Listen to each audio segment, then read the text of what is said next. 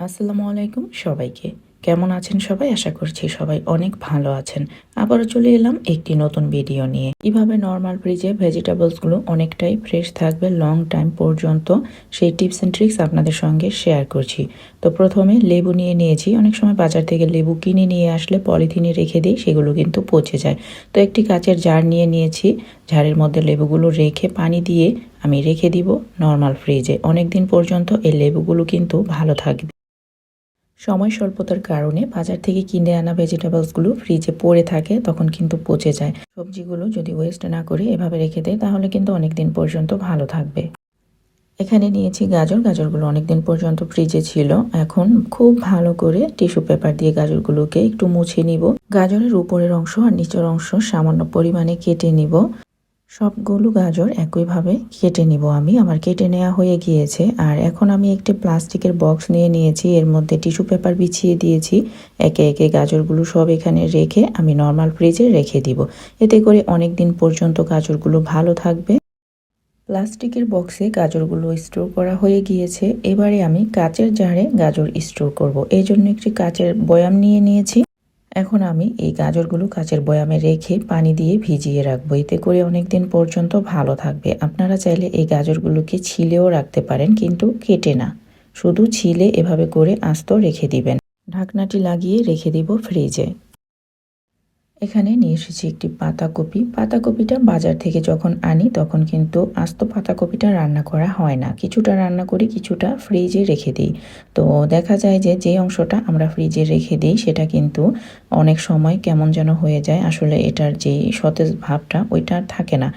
তো অর্ধেক অংশটা এভাবে যদি র্যাপিং পেপার দিয়ে পেঁচিয়ে রাখা যায় তাহলে কিন্তু অনেক দিন পর্যন্ত এটা ফ্রেশ থাকবে নর্মাল ফ্রিজে। আর বাকি অংশটা আমি একটি প্লাস্টিকের বক্সে কেটে রেখে দিব।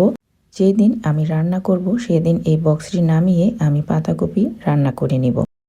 এখানে আরও কিছু ভেজিটেবলস আমি কেটে নিয়েছি, এগুলোকেও আমি বক্সে রেখে দিব, যখন রান্না করব নামিয়ে রান্না করে নিব। এখানে নিয়েছি একটি ব্রকলি। অনেক সময় ব্রকলি এনে ফ্রিজে ফেলে রাখি, তখন দেখা যায় উপরের অংশটা কেমন হলদেটে হয়ে যায়। ব্রকলিটা যদি এভাবে করে কেটে বা হাত দিয়ে ভেঙে রেখে দিই নর্মাল ফ্রিজে অনেক দিন পর্যন্তই ভালো থাকবে। আমি এখানে হাত দিয়ে ভেঙে নিচ্ছি, আপনারা চাইলে ছুরি দিয়ে কেটে নিতে পারেন। একটি প্লাস্টিকের জারের মধ্যে আমি একইভাবে সবগুলো সবজির মতোই ব্রকলিকেও রেখে দিব। এখানে একটি প্লাস্টিকের বক্স নিয়েছি, এই বক্সে ব্রকলিগুলো রেখে দিব। আর ব্রকলির যে নিচের অংশটা ছিল ওটা কিন্তু ফেলে দিব না, ওটাও কেটে কুটে রেখে দিব।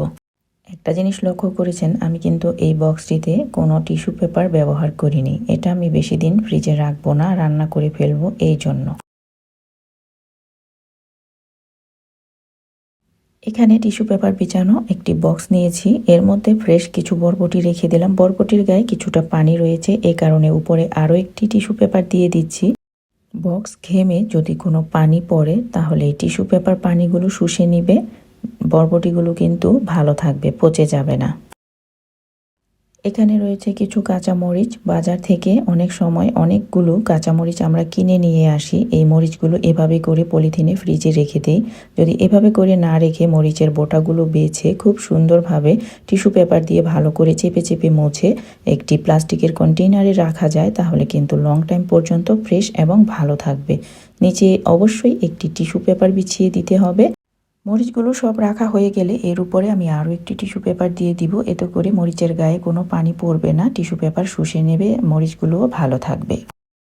এমন করে কিন্তু শুধু কাঁচা মরিচই না, আপনারা চাইলে ধনিয়া পাতাটাও সংরক্ষণ করতে পারবেন আমি যেভাবে করি। আর এতে করে আমি অনেক বেনিফিটও পাই, আমার সবজিগুলো খুব ভালো থাকে। এখানে নিয়েছি কিছু আসপারাগাস। আসপারাগাসগুলো যখন বাজার থেকে কিনে নিয়ে আসি তখন প্যাকেটের সঙ্গে এভাবেই ফেলে রাখি, এগুলো পচার চাইতে বেশি শুকিয়ে যায়। তো আমি যেটা করব, এখানে একটি গ্লাসের বাজ নিয়েছি, ফুল যেভাবে ভিজিয়ে রাখি বাজার থেকে কিনে এনে ঠিক সেইভাবে এই আসপারাগাসগুলো আমি ভিজিয়ে রাখবো এই গ্লাসের বাজে। দেখে মনে হচ্ছে রজনীগন্ধা ফুলগুলো আমি ভিজিয়ে রেখেছি। রসুন আমি যেভাবে সংরক্ষণ করি সেটা আপনাদেরকে দেখিয়ে দিচ্ছি। একটি নিয়েছি গ্লাস জার, জারের মধ্যে কিছুটা ময়দা ছিটিয়ে দিলাম আর দিয়ে দিলাম একটি টিস্যু পেপার। টিস্যু পেপার দিয়ে এবারে রসুনগুলো কিন্তু আমি আগে থেকেই খুলে নিয়েছি।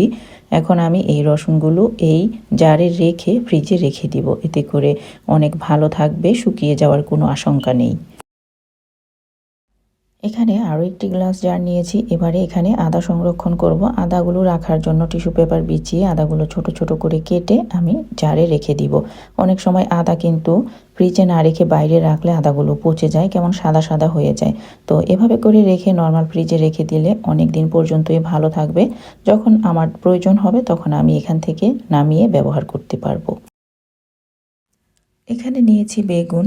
বেগুনটা অনেক সময় বাজার থেকে কিনে এনে নর্মাল ফ্রিজে ফেলে রাখি, তো এতে করে যে বেগুনের যে ফ্রেশনেস ভাবটা থাকে ওটা কিন্তু আর থাকে না, নষ্ট হয়ে যায়। ময়শ্চারাইজার যে ভাবটা এটাও থাকে না। তো এখন আমি এই যে র্যাপিং পেপার দিয়ে পেঁচিয়ে রাখবো, এতে করে অনেকটা ভালো থাকবে। নিয়েছে ঝুঁকিনি। ঝুঁকিনি, কোরজেট যেটাই বলি না কেন, এটা অনেক নরম সবজি। টিস্যু পেপার দিয়ে পেঁচিয়ে এভাবে করে রেখে দিলে অনেক দিন পর্যন্ত ভালো থাকবে। আর ঝুঁকিনিটা খুব তাড়াতাড়ি কিন্তু পচে যায়। ফ্রিজের ড্রয়ারগুলোর নিচে কাগজ বিছিয়ে দিয়েছি, এমন কাগজ যেগুলো পানি পড়লেও ভিজে যাবে না। এবারে একে একে সবজিগুলো এখানে রেখে ফ্রিজে রেখে দিব। প্লাস্টিকের বক্সের পাশাপাশি বা কন্টেনারের পাশাপাশি কিন্তু যে পেপার শপিং ব্যাগগুলো আছে ওইগুলো ফেলে না দিয়ে ওইগুলো কিন্তু সবজি স্টোর করার ক্ষেত্রে ব্যবহার করতে পারেন।